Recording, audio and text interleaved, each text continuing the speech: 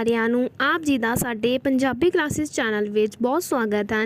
ਅੱਜ ਅਸੀਂ 10ਵੀਂ ਜਮਾਤ ਦਾ ਸਾਹਿਤਮਾਲਾ ਬੁੱਕ ਵਿੱਚੋਂ ਪਹਿਲਾ ਪਾਠ ਸੋ ਕਿਉ ਮੰਦਾ ਆਖੀਏ ਕਰਾਂਗੇ, ਜੋ ਗੁਰੂ ਨਾਨਕ ਦੇਵ ਜੀ ਦੀ ਬਾਣੀ ਹੈ ਤੇ ਇਹ ਕਵਿਤਾ ਰਚਨਾ ਦਾ ਭਾਗ ਹੈ। ਗੁਰੂ ਨਾਨਕ ਦੇਵ ਜੀ ਸਿੱਖਾਂ ਦੇ ਪਹਿਲੇ ਗੁਰੂ ਹੋਏ ਸਨ। ਆਪ ਜੀ ਦਾ ਜਨਮ ਰਾਈ ਭੋਈ ਦੀ ਤਲਵੰਡੀ ਨਨਕਾਣਾ ਸਾਹਿਬ ਵਿੱਚ ਹੋਇਆ, ਜੋ ਅੱਜ ਕੱਲ੍ਹ ਪਾਕਿਸਤਾਨ ਵਿੱਚ ਹੈ।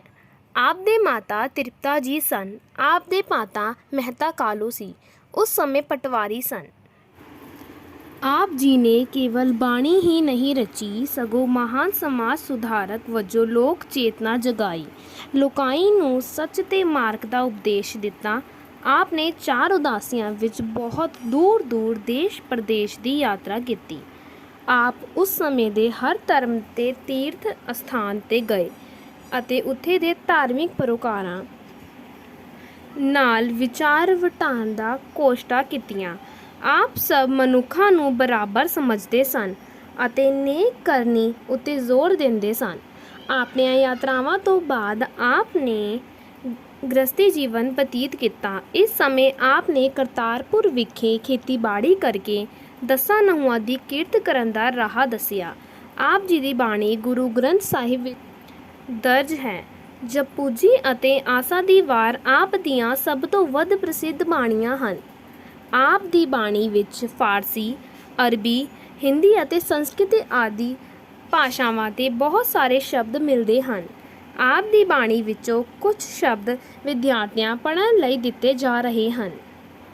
ਸੋ ਕਿਉ ਮੰਦਾ ਆਖੀਏ ਦੀ ਪਹਿਲੀ ਕਵਿਤਾ ਦੇ ਔਖੇ ਸ਼ਬਦ ਵੀ ਕਰ ਲੈਂਦੇ ਹਨ। ਪੰਡੀ ਇਸਤਰੀ ਤੋਂ ਜੰਮੀਏ ਜਨਮ ਲਾਈਦਾ ਹੈ, ਨਿਮੀਏ ਜੀਵ ਦਾ ਸਰੀਰ ਬਣਦਾ ਹੈ। ਮੰਗਣ ਮੰਗਣੀ ਕੁਰਮਾਈ, ਇਸਤਰੀ ਦੇ ਰਾਹੀਂ ਰਾਹੋਂ ਰਾਸਤਾ ਸੰਸਾਰ ਦੀ ਉਤਪੱਤੀ ਦਾ ਰਾਹ। ਪਾਲੀਏ ਲੱਭਦੇ ਹਾਂ ਉਹ ਇਸਤਰੀ ਦੀ ਭਾਲ ਕਰਦੀ ਹੈ। ਬੰਧਾਨੂੰ ਸੰਬੰਧ ਰਿਸ਼ਤੇਦਾਰੀ, ਜਿੱਤੂ ਜਿਸ ਵਿਅਕਤੀ ਤੋਂ, ਰਾਜਾਨ ਰਾਜੇ। ਗੁਰੂ ਨਾਨਕ ਦੇਵ ਜੀ ਦੀ ਕਵਿਤਾ ਸੋ ਕਿਉ ਮੰਦਾ ਆਖੀਏ। ਪੰਡੀ ਜੰਮੀਏ ਪੰਡੀ ਨਿਮੀਏ, ਪੰਡੀ ਮੰਗਣੋ ਵਿਆਹੋ, ਪੰਡਰੂ ਹੋਵੇ ਦੋਸਤੀ, ਪੰਡਰੂ ਚੱਲੇ ਰਾਹੋਂ। ਪੰਡੂ ਮੂਆ ਪੰਡੂ ਪਾਲੀਏ ਪੰਡੂ ਹੋਵੇ, ਪੰਧਾਨੂੰ ਸੋ ਕਿਉ ਮੰਦਾ ਆਖੀਏ, ਜਿੱਤੂ ਜਮਹੀ ਰਾਜਾਨ। ਇਹ ਕਾਵਿ ਬੰਦ ਸ਼੍ਰੀ ਗੁਰੂ ਨਾਨਕ ਦੇਵ ਜੀ ਦੀ ਬਾਣੀ ਆਸਾ ਦੀ ਵਾਰ ਵਿੱਚੋਂ ਲਿਆ ਗਿਆ ਹੈ। ਇੱਕ ਸ਼ਲੋਕ ਹੈ ਅਤੇ ਇੱਕ ਸਾਹਿਤਮਾਲਾ 10ਵੀਂ ਜਮਾਤ ਪੁਸਤਕ ਵਿੱਚ ਸੋ ਕਿਉ ਮੰਦਾ ਆਖੀਏ ਸਿਰਲੇਖ ਹੇਠ ਦਰਜ ਹੈ।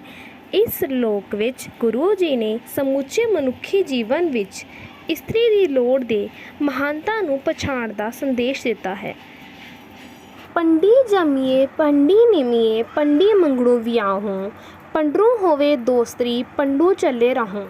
ਤੇ ਇਸ ਵਿੱਚ ਗੁਰੂ ਜੀ ਫਰਮਾਉਂਦੇ ਹਨ ਕਿ ਮਨੁੱਖੀ ਜੀਵ ਇਸਤਰੀ ਤੋਂ ਜਨਮ ਲੈਂਦਾ ਹੈ ਤੇ ਇਸਤਰੀ ਦੇ ਪੇਟ ਵਿੱਚ ਹੀ ਉਸ ਦਾ ਸਰੀਰ ਬਣਦਾ ਹੈ।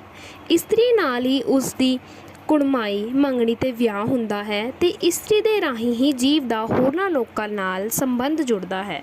ਇਸਤਰੀ ਦੇ ਰਾਹੀਂ ਹੀ ਸੰਸਾਰ ਦੀ ਪੈਦਾਇਸ਼ ਰਾਹ ਚੱਲਦਾ ਹੈ। ਪੰਡੂ ਮੂਆ ਪੰਡੂ ਪਾਲੀਏ, ਪੰਡੂ ਹੋਵੇ ਬੰਧਾਨੂੰ, ਸੋ ਕਿਉ ਮੰਦਾ ਆਖੀਏ, ਜਿੱਤੂ ਜਮਹੀ ਰਾਜਾਨ। ਜੇਕਰ ਇਸਤਰੀ ਮਰ ਜਾਵੇ ਤਾਂ ਮਨੁੱਖ ਹੋਰ ਇਸਤਰੀ ਦੀ ਭਾਲ ਕਰਦਾ ਹੈ। ਇਸਤਰੀ ਤੋਂ ਹੀ ਉਸ ਦੀ ਹੋਰਨਾਂ ਨਾਲ ਰਿਸ਼ਤੇਦਾਰੀ ਬਣਦੀ ਹੈ। ਜਿਸ ਇਸਤਰੀ ਤੋਂ ਜਾਤੀ ਤੋਂ ਰਾਜੇ ਅਰਥਾਤ ਵੱਡੇ ਵੱਡੇ ਲੋਕ ਜਨਮ ਲੈਂਦੇ ਸਨ, ਉਸ ਨੇ ਉਸ ਬੁਰਾ ਜਾਂ ਨੀਵਾਂ ਆਖਣਾ ਠੀਕ ਨਹੀਂ। ਇਸਤਰੀ ਦਾ ਦਰਜਾ ਸਮੁੱਚੇ ਸੰਸਾਰ ਦੇ ਮਨੁੱਖੀ ਜੀਵਨ ਵਿੱਚ ਬਹੁਤ ਉੱਚਾ ਹੈ। ਦੂਜੀ ਕਵਿਤਾ ਦੇ ਔਖੇ ਸ਼ਬਦ ਕਰ ਲੈਂਦੇ ਹਨ।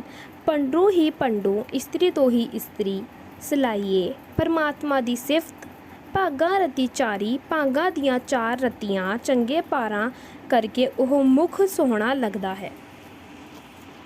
ਪੰਡਰੂ ਹੀ ਪੰਡੂ ਉਪਜੇ, ਭਾਂਡੇ ਬਾਂਝੂ ਨਾ ਕੋਈ, ਨਾਨਕ ਭੰਡੇ ਬਾਹਰਾਂ, ਏਕੋ ਸੱਚਾ ਸੋਈ।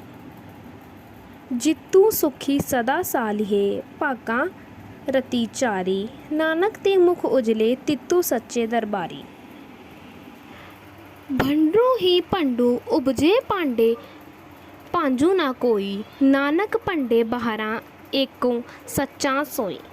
ਤੇ ਗੁਰੂ ਜੀ ਫਰਮਾਉਂਦੇ ਹਨ ਕਿ ਸੰਸਾਰ ਦੇ ਮਨੁੱਖੀ ਜੀਵਨ ਵਿੱਚ ਮਹੱਤਵਪੂਰਨ ਦਰਜਾ ਰੱਖਣ ਵਾਲੀ ਇਸਤਰੀ ਦਾ ਜਨਮ ਹੀ ਇਸਤਰੀ ਤੋਂ ਹੀ ਹੁੰਦਾ ਹੈ। ਸੰਸਾਰ ਵਿੱਚ ਕੋਈ ਵੀ ਜੀਵ ਇਸਤਰੀ ਤੋਂ ਬਿਨਾਂ ਪੈਦਾ ਨਹੀਂ ਹੋ ਸਕਦਾ।